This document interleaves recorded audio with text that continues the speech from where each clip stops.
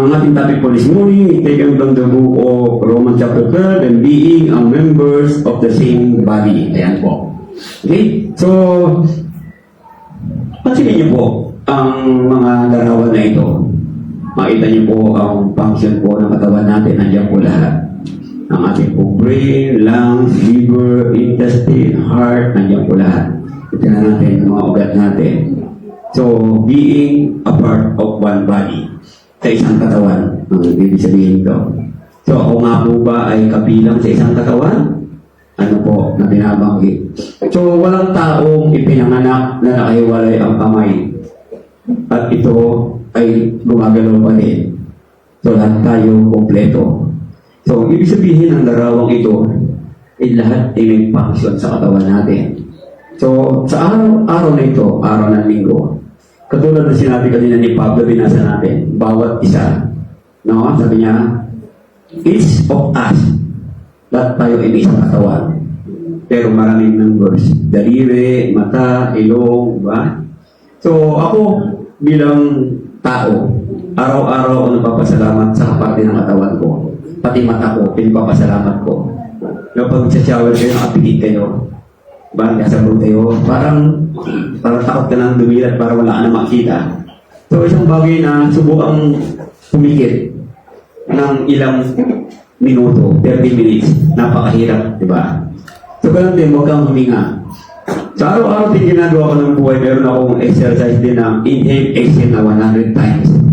So, habang tinataas ko yung kamay ko at paa, 100 times din inhale and exhale. So, everyday kong ginagawa yan tuwing madaling araw bago kami aalis. So, kailangan natin mag-function ang isang lahat ng katawan natin na binabanggit.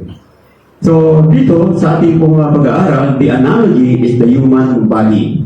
So, ang iglesia ay isang human body ng ating Panginoong Yesus. Although, tinatawag spiritual, the church is the spiritual body of our Lord. So, tingnan na natin. So, ano nga po bang ibig sabihin? The human body has many different internal and external parts that make it a functioning body. So, the church, dapat po, makita natin, meron tayo tinatawag na nagpa-function bawat isa. Maaring ikaw ay kamay, maaring ikaw ay paa, maaring ikaw ay isip, maaring ikaw ay intestine, maaring ikaw ay liver, lungs, tingnan natin. So, bakit na yan? So, that dapat ay nagpa-function. Kapag ang isang church, ang isang iglesia, isa lang ang nagpapangsyo, ito ay mamamatay. Pansinin nyo, hindi lalago.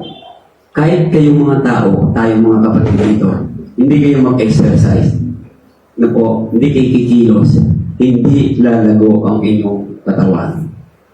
Sabi nga ng isang kapatid, hindi ko alam, brother Danny, sabi sa akin ng anak ko, sumasakit yung COVID niya. Busy ako sa trabaho, hindi ko napacheck. Namatay. Batang-bata pa lang. Nasa 23 plus pa lang siya, taon. Titignan niyo po. Bakit siya namatay? Hindi ko maunawaan, Brother Danny. Sabi niya sa akin. So, nakakapasok ako, nakaka-relay ako sa kanyang sinasabi. Ang sabi kasi niya, lagi daw nagpupuyat ang kanyang anak.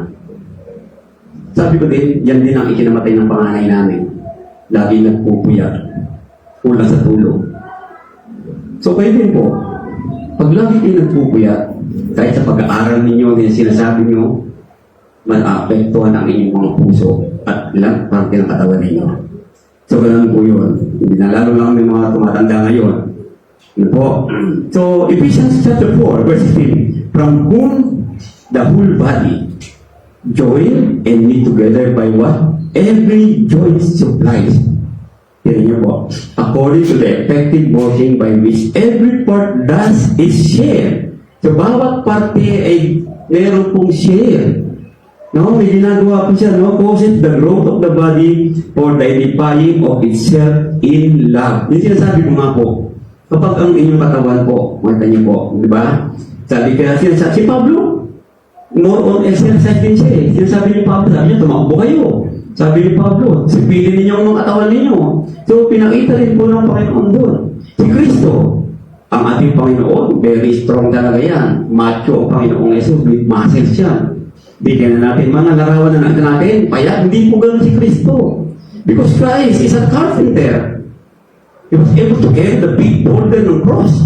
Mula ang lupa hanggang doon sa bundok. Kung ipayat siya, di niya kakayanin yun. So, nakapag-exercise sa Panginoon dahil siya ay isang karpintero. Pansinin naman yung mga karpintero, malulusong katawan niya na binabanggit. No? So, dito na natin, sabi niya rito, the body is a whole and all members contribute and participate in each bodily activity or goal. Tingnan niyo po, aalis tayo sandali dito sa ating lesson. May papakita ko sa inyo po. Babalikan po yung kanina. Pansinin niyo po. Ayan. So, kung titingnan ninyo, bawat katawan natin ay parte ng ating mga ministry. Meron training program, tutorial ministry, Bread of Life ministry, tinan niyo po, Parents Bible Study ministry, Visitation ministry, and then youth ministry, at tapos po itong senior citizen ministry natin.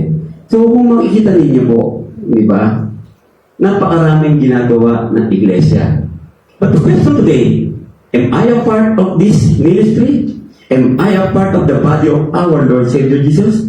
Being a members of one body, dapat po we'll fit together tayo, meet together in doing all these kinds of ministry na nakikita natin lahat na ginagawa ito ng katawan ng ating Panginoon. The question again, are you a part of the body of Christ? Sagot po kayo. Amen. Yes or no? Amen.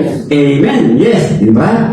So, balikan natin yung ating pong pag-aaral na yun. Putitan na natin. No? Yan. So, putitan na natin, sinasabi niya po, may functioning, no, na binabanggit doon. Ayan. Sabi niya doon, for us, we have many members in one body. How many members ang Greenville Church? Pakarami natin. May morning and may afternoon. Ayan. Nang binabanggit. But all members are being a part of the body?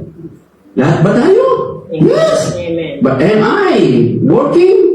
Am I being part of the body? Ako ba'y nagko-contribute? Ayun, yung binabanggit. So, kuntinan natin from feet to ears and from elbow to eye, from lung to heart, all are necessary for a body. Lahat po, titingnan natin. Diba? Lahat tayo may cancer cells. Pero pag di natin inalagaan yan, nag-uwi ko sa tinatawag natin sa prostate cancer. Nakakamatay na cancer. Lahat tayo meron yan eh. Diba? Meron tayo, lahat tayo may cholesterol. Pero there are good cholesterol and bad cholesterol. Pero if we don't take our body, hindi natin siniseryoso, ay lalaki yung ating bad cholesterol. At yan ay kamamatay mo. Ganon din po sa iglesia. Kung hinahayaan natin ang bawat isa, ay patuloy na nasisira ang katawan ng Panginoon. Hindi natin ipinapansin yung mga kapatid natin nawawala, kapatid natin nag-absent, hindi natin pinapansin. Delikado po yan. Pansinin niyo po, yung naka-light blue, highlighted ng blue, according to the effective working by which every part does its share. Yung sinasabi ko po kanina. Ano ang masishare mo ngayon sa ating mga ministry? Kita niyo po. May nasir na ba ako? Diba? So many members of the churches of Christ around the world are guilty of this. Hindi talaga nagsishare. May mga obligasyon yung worker lang, minister lang, preacher lang ang kumikilos. Pansinin niyo po. Pero wala ang kapatid. So yung mga bagay na ganyan. So kung titingnan natin mga kapatid, the body remains one whole and no part can function without help of the other for bodily act. Meron po ba sa inyo na yung paang kanan ay pupunta ng kanan? Yung isang paa ay pupunta ng kaliwa? Paano kaya? Left side. Paano kayo lumakad yun? Mabubukang ng kanan. Hindi ba? Palayo ng palayo eh. So dapat po with harmony ang lakad na binabanggit natin. So mean to say, all the parts of your body has harmony. Diba tinan niyo po ang EENT? Eye, ear, nose, and throat. Connected lahat yan. Tingnan niyo po, Diba? May katarong problema yan. Kaya po meron po EENT. Meron din tinatawag natin na cardiology. Cardiology is more on about heart. Meron din po tayong tinatawag natin po internal medicine. Doon kasama na po din mga bituka doon, lahat po. No, na tinatawag natin. Kaya po may mga tinatawag tayo mga na endoscopy, yan.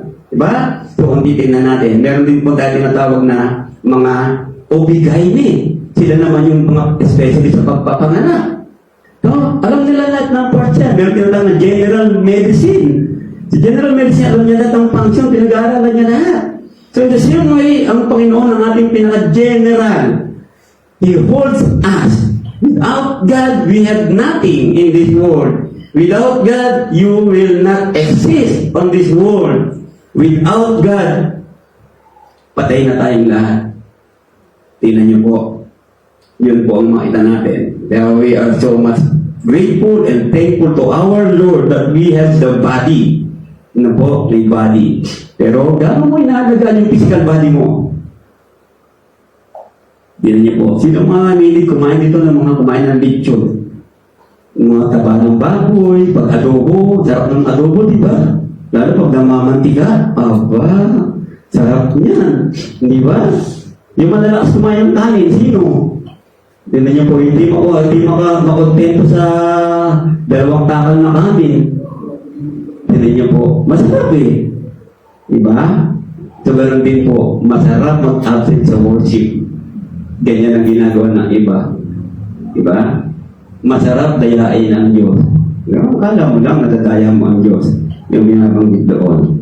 Sinasabi niya, yan, Romans 15:6 ang sabi, that you may with one mind and one mouth. So the church must have one mind. Anong isip ng Diyos? Sabi niya, let us have all the mind of Christ. Sino sinusukoy nun? Ang katawan ni Kristo. Dapat tayo lahat, meron tayong pag-iisip ng Panginoon. Ano ba pag-iisip ng Panginoon? Ano ba iniisip niya? Jesus thought about love. Tignan niyo po, paano siya nagmana ng tao? When you love your neighbors, when you love people, then you will go to share what you have in the body, for the growth of the body, for all the ministry na binanggit natin. Ganun niyo po. Ano ba iniisip mo? Yung bibig mo. Ano ba bibig ni Kristo? Tignan niyo po. Nung dumating si Kristo, anong pinapahayag niya? Repent. For the kingdom is near. Yan ang pinapahayag ni Kristo. Anong lapahayag natin ngayon? Anong bibig natin ngayon? Uy, alam ba si Mari? Uy, alam si Pare. Ay, ako. Ayan ang bibig ng mga tao ngayon. Marami pa rin Kristiyanong chismoso at chismosa. Pakialamera at pakialamero. Tanggera at tonggero. Marami pang Kristiyanong ganyan. Sinungaling mga Kristiyano, napakarami pa din. Hintayin pa ba natin dumating ang Panginoon? Ano yung bibig mo? You must have the mouth of God that gives glory to His mighty name. Dapat po pagpupuri. Kaya sabi niyo Pablo, di ba? Huwag mong gamitin ang bibig mo sa pagpupuri, tapos gagamitin mo sa samang pananalita. Di ba? So, dito natin, sabi niya, God and Father of our Lord Jesus Christ. Look at Jesus. Bagaman siya ay Diyos, may pakambaba siya. Ang isip niya ay isip ng Diyos Ama. Sabi ni Kristo, ano man ang sinasabi ko, hindi nagagaling sa akin to. Ito ay nagagaling sa Ama. Why? Because His mind is with God, the Father. Tignan niyo po, lahat. Pansinin niyo, dapat ganun din po tayong mga Kristiyano sa katawan ng ating Panginoong Jesus, ang Iglesia. The wonderful human body. Sabi nga sa sabi, di ba, you were created. Di ba? Napakaganda ng pagkalalaki ng Panginoon. May nag-question na sa akin dati, Brother Daddy, natuturo ka ng Bible. Ngayon sabi mo, tayo ay nilalang ng Diyos. Bakit may mga pinanganak na walang kamay? Bakit may pinanganak na biyak ang uso ng bata? Yun ba ang imahe ng Diyos? Sagot ko sa kanya, nakita mo ba ang kaluluwa niya? Tingin mo ba ang kaluluwa niya walang paa, walang biyak ang uso? Tignan niyo po. Di ba? So yung kaluluwa tinutukoy ng Diyos. Yung ating physical, kagagawa na natin lahat yan. Although God created us physically, pero ang nanay na nagdadala ng sa kanyang sinapupunan ang may kasalanan kung bakit ang bata ay gano'n. Tingnan niyo po. Diba? Kaya nasa nanay po talaga yan. Binigyan sila ng pagkakataon ng Diyos na magdala ng bata. Pero nasa kanilang pag-aalaga. Hindi, kung hindi niya nialaga ang katawan niya, yan din ang po nagiging problema. Pansinin niyo po. Kasalanan ba ng batang lumabas siya ng walang kamay? No. Sabi nga ng panahon ng araw, kasi may kasalanan kasi kaya ganyan ang pinanganak. No. Wala pong kasalanan. Kagagawan po ng mga magulang kapag hindi nyo inaalagaan ng bata sa inyong sinapupunan. Lalo-lalo na yung mga dalagitang yun na nabubuntis. Inom ng gamot dito, inom ng gamot gano'n. So hindi nila na-realize na yung bata created by God. And couple of it has many different parts. Lahat po kumpleto. Naalala ko tuloy yung pinanganak kong anak ko si Aidan eh. Alam niyo unang-unang kong tanong? Kumpleto ba kung na? Hindi ko makalimutan yun. Ganun din si Danieli. Nung pinanganak niya sa hospital, tanong ko agad. Yung mata po, ayos ba? Yung kamay niya pa, okay ba? Kasi nakabalot eh. Okay naman po sir, kumpleto.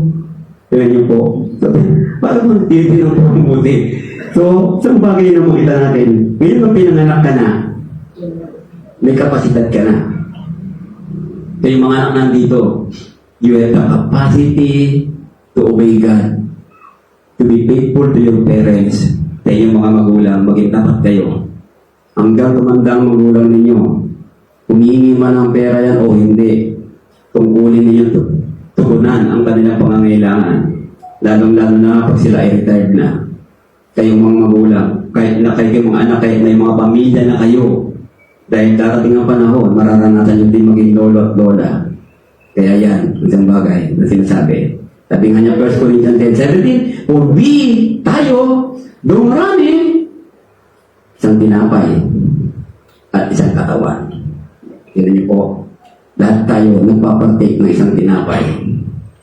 Tignan niyo po, diba? Lord Supper natin, meron ba kumakain ng patikoko, may mamon, merong responsimada? Pare-paro tayo ng unleavened bread ang kinakain. So, ibig sabihin, pisa ng katawan ng tayo. Ang Panginoong Jesus ay aming Panginoon na sinasabi niya. Ano po, yung sabi niya, the most useful passage to help interpret and apply this section is also in 1 Corinthians chapter 12. Kung babasahin niyo po 1 Corinthians chapter 12, it talks about one body, the church, na sinasabi, the body as body's member do not have the same ability. Ang inis tagapakinig, ang paa lakad, ang ilong pangamoy, ang mata pangkita, ang bibig tagapagsalita, ang pilik mata, protection ng mata. Na po, ang kuko din natin, yung function niya. Pagtitignan natin ang elbow natin, yung mga daliri sa paa, tuhod, lahat po, even, meron pong function po yan. Titignan niyo po, yung mga bagay na ganyan. Lahat po may function. So, mean to say, sa kusina, mga naglulutong nanay, may sandok, may kutsilyo, may maliit na sandok, di ba? May mantika, lahat po may function yun. Lahat ng gamit sa kusina ay may function yan. Barbero, lahat ng nakalatag doon sa may barbero, may function din po yun. So, meaning to say, sa katawan ng Panginoon sa Iglesia, lahat tayo nakaupo dito. May function tayong lahat. Nasa iyo na lang kung gagawin mo yan. Di ba? Ngayon po, may mata kayong lahat. Pag nag-worship, ang mata nyo gagamitin nyo po sa pagtingin sa ating mga slide. May isip tayong lahat. So, ang isip natin ay Panginoon. Diba? So, may tayo na tayong lahat. Nakikinig tayo. Ganun po, ibig sabihin, we need to focus our eyes on Jesus. Alam ko, kuminsan, pag nag-preach ako, maraming tao, marami ko nakita na tutulog. Ginagamit yung mata sa tulog. Diba? Tapos ginagamit yung bibig sa chismisan. Ginagamit yung gabi sa pagbukas ng cellphone. Dahil ko nakikita ang ganun. Diba? So, meron din po nag-worship, papa nag-worship. Ganun ang kamay. Lagdagang buhok dito, lagdagang mga buhok dyan. Marami din po ganyan. Iba-iba. No, na binabanggit. Paano kaya kung wala kayong pangubo? Ano kaya nangyari sa atin, ano? Mga tayo tayong lahat, nakakangawit. Ano po? Yan, yung binabanggit. So, ibig sabihin ko po, sinasabi ko po sa inyo ngayon, mahalaga kayo. Kapatid, mahalaga ka dito sa iglesia ng Panginoon. Hindi ka man preacher, hindi ka man ministro, hindi ka song leader, mahalaga ka pa dito. Babae o lalaki, bata o matanda, mahalaga tayong lahat. Dahil tayo ay may tungkulin. Ayan. Ano po, na binabang ito. Tenga, hindi pwede sabihin niya na gumalong kanyang katawan. Paa, sabi niya, the eyes cannot lift anything but the elbows can. Kaya po, pinapalakas natin yung ating pong mga elbow tuhod. Kaya sabi ng Panginoon, the church is like a human body. It has many different members that together compose one body. Isang katawan lang po tayo mga kapatid. Tandaan niyo po. Lahat tayo, isang katawan lang. Nako, na binabanggit doon. Kaya sabi niya, there is one body and one spirit just as you were called. Tinawag kayo, isang pag-asa. So, isa lang ang inaasahan natin. Kung ano yung inaasahan ng Panginoon sa ating bilang kanyang mga anak, tayo naman ay umaasa sa tungkulin na binigay sa atin ng Diyos na ito ay makapagbigay tayo ng kapurihan sa Diyos. Ano ang tungkulin mo ngayon sa katawan ni Kristo? Tingnan niyo po, di ba? Yan yung binabanggit doon. Ilagay natin sa mga paa natin. Anong tungkulin ng paa mo sa Panginoong Jesus? How beautiful are the feet of those who preach the word of God. Sabi niya, napakaganda ng mga paa na nagpapahayag ng salita ng Panginoon. So, ano yung paa mo ngayon? Di ba? Tingnan niyo po, anong ginagawa mo? Ayan, yung binabanggit. Kaya sabi niya, every member has different abilities, contribution, or roles in the activities of the church body. Binanggit ko kanina mga ministry natin. And he himself, Ephesians 4:11, gave some to be apostles, may ministro, some prophets, may teacher, some evangelists, mayroong ministro, no? Some pastor, may tagapangalaga, at mga tagapagturo. So, iba-iba tayo ng function. Yan yung binabanggit. Pero, all this function must always be a humility in the heart. Dapat may pagpapakumbaba. Kasi po, wag mo sabihin elder ka, ikaw na yung maglingkod. Wag mo sabihin ministro ka, ikaw na yung mataas. Wag mo sabihin nagbibigay ka ng malaki sa iglesia, ikaw na may-ari na iglesia. May mga ganyan po nangyayari. No? Meron din po mga tagapagturo na salita ng Panginoon, inaayunan pa ang mga gawa ng mga nag-create ng division sa katawan. So, inahati ang iglesia eh. Hatiin mo ba yung katawan ng Panginoon? Di ba? Hatiin mo kaya katawan mo. Pwede kaya? Hatiin ko mga katawan ko, yung kabila manonood ng sine, kabila mag-worship. Pwede po gano'n? Tignan niyo po. Nakapanood kayo ng pelikula ng manananggal, ano? Di ba? Manananggal, totoo yan ha. Di ba dito? Ano lang yan? Katang isip lang ang manananggal sa tunay na buhay. Pero kung napapanood natin, di ba nag-iiwalay? Tingnan nyo. Di ba? So hindi tayo manananggal. Ang ibig sabihin natin, tayo po ay anak ng Panginoon. Yan. Yan yung binabanggit. Tingnan nyo po. But now indeed, maraming mga miyembro, pero iisa ang katawan. 1 Corinthians chapter 12, verse 20. There is neither Jew nor Greek, there is neither slave nor free, there is neither male nor female, for you are all one in Christ Jesus. Galatians chapter 3, verse 28. Tignan niyo po, sabi ko nila, walang matanda, walang bata, walang, di ba? So, masisya natin, pare-pareho po tayo na anak ng Diyos. Walang ministro, walang preacher na mataas. Lahat tayo ay pare-parehas po dito na nagpa-function na binabanggit natin. Ayan. No? Kaya sabi nga niya, 1 Corinthians 12:7, now you are the body of Christ and members individually. Ayan. Or the one body pero individually na binabanggit. So, individually, your parts function for the growth of Twinville Church of Christ. Yan po, na binabanggit doon na sinasabi.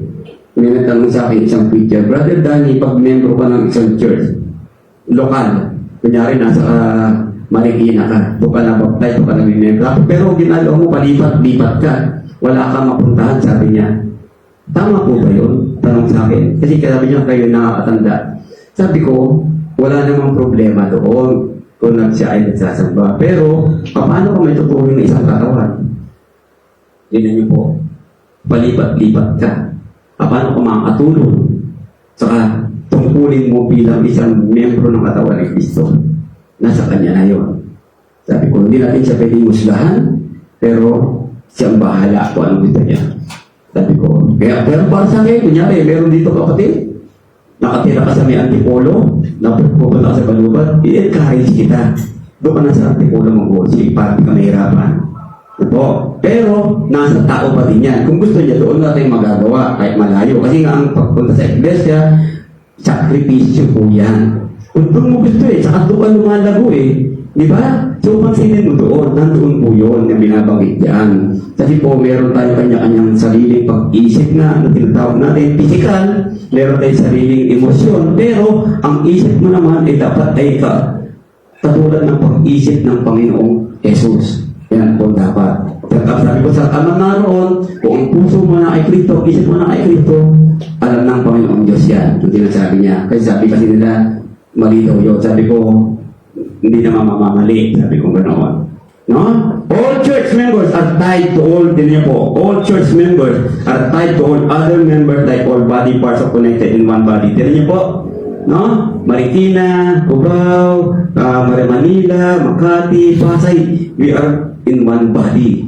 No po, na binabanggit. IBP, Bayatan, yung sabi, Montalban, we are belong to one body. Kaya nga po, nagtutulong-tulungan tayong lahat. This coming youth camp, gawa po ito ng Metro Manila Church of Christ. Isang katawan po. Hindi lang po pwedeng Marikina. Yung sabi natin. So lahat tayo. Yan. Yan yung binabakit natin. Okay? So gifts as shown by the best at Corinth can produce ambition, envy, pride, strife, and other sins. So ano po yung sabihin nito? Kapag pinalagay mo yung sa utak mo, nagmamataas ka na, yun po ito nangyayari. And God appointed this in the church. Binigit na kanina. Pero yung mga yan, kapag yung binigay sa'yo ng Panginoon, talento, ginamit mo para magmataas ka na. Teka, gumawa ng building niya. Teka, nagbibigay ako ng malaki Pero nagbibigay ako dyan ng 1,000 linggo-linggo So, pag inaari mo pa yan, dyan magsisimula ang inggit. Dyan magsisimula ang pride, pagtatalo, pag-aaway. Kaya po may mga churches of Christ nag-aaway dahil sa pera Kaya po totoo yan. Dahil may mga kapatid, may mga leader naman po na inaari nila iglesia, pati pera ng Diyos, piling nila kanila. Hindi po. Tandaan niyo po, ang every collection here, every sentimo, kayo ang may-ari. Tayo ang may-ari. Why? Because ito pinagkatiwala sa atin ng Diyos. God owns all everything that we have now. Tignan niyo po. Pero ano nangyayari? Nagiging sakit tayo.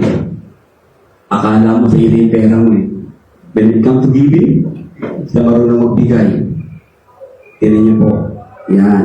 Hindi tayo marunong magbigay ng ating pag-iisip, pananalita, paa, kamay, katawan, lahat na Panginoon Diyos. Hindi natin na ibibigay ng tama. Ephesians 4:25, all of you this very point. Tignan niyo po.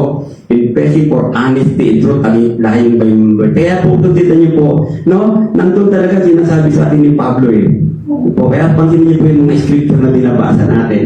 Nagkakatugma-tugma. We belong to one body. Therefore, alisin niyo na yung pagsisinungaling.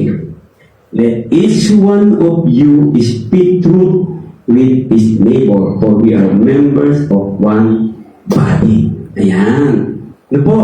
Dapat po, lahat tayo ganoon. Paano tayo nakikilala sa paligid? Paano tayo nakikilala ng ating kapaligiran? Na tayo disipulo ng Panginoon. All men will know that you are my disciple if you love one another. Diba? Tingnan niyo po. Meron ba rito kapatid na hindi nagmamahal sa katabi niya? Wala naman No. Mahal nyo, Mahal nyo katabi niya dyan, sa likod? O ba, kayo din? Kayo to, mahal nyo? Ikaw, mahal mo? Pero lahat tayo, di ba? Nagmamahalan tayo. Yun po isang paraan na tayo ay magkakapatid, isang katawan. Even the most precious member, isolated by itself, is reduced to total inability and fruitless vanity. Kapag meron po tayo isang kapatid na hindi na kumikilot, nawawala ng pakinabang, hindi po bubunga yan. Tandaan niyo po. Kaya po, di ba? Yung ginagawa natin, di ba? Lahat tayo, hindi kayo, sama kayo sa ating ministry, lahat kayo. Yan ang ginagawa ng ministro ng kongregasyon Kasi gusto niyo lahat tayo being part of the body. Kumikilot tayo, walang dapat na-isolate sa atin, hindi natin pinapansin. Ano po? Kaya sabi mo, pag may bisita tayo, kilalanin mo, kumustahin mo. Yan po isang bagay. Bago ka batid, bago ka dito. Tayo ang kamuntahan. Ganun po. Dapat tayo lahat. Tayo belong tayo sa isang body. Mayroon tayo kapatid na galing sa Paranaque. Nung ganito. Hey Brad, bago ka. Yan, kamusta po? Yan, kamustahin natin. Hindi kasi kung minsan wala eh. Ano po, pag mayroon tayong mga bisita, wala na. Ano po, hindi natin kinakamusta yung bisita natin. Hindi natin kinakamayan. Ano po? Kaya ano po ang bagay natin, dapat isang body tayo. Ipakita natin na tunay na tayo ay katawan ni Kristo, malusog, matalino, nagmamahal, at higit sa lahat, kumikilos para sa ikaw-glorify ng katawan ni Kristo at ikapupuri ng dakilang pangalan ng ating Diyos. Tayo kung natin manalangin, let's pray. O Lord God, salamat po muli Panginoon for making us or for being a part of the body of Jesus Christ our Lord. Maraming pong salamat Ama, tunay Ama, may kami yung mga talento na pinagkaloob mo. Tulungan mo kami na gamitin itong mga talentong ito. Tulungan mo kami po yung gamitin namin ng physical na katawan, sa spiritual na katawan ni Jesus Cristo. Na aming lahat po, Panginoon, may mag-function ng ayon sa ipalooban upang lumako ang kongregasyon nito, ang katawan ni Kristo sa lugar nito. At kami rin po ay maging ehemplo sa aming kapwa-tao, sa aming paligid, at sa aming kapwa-kapatid sa iba't ibang kongregasyon. Salamat po ng marami, Ama. Ito dalangin namin pasalamat. Sa pangalan po ni Jesus.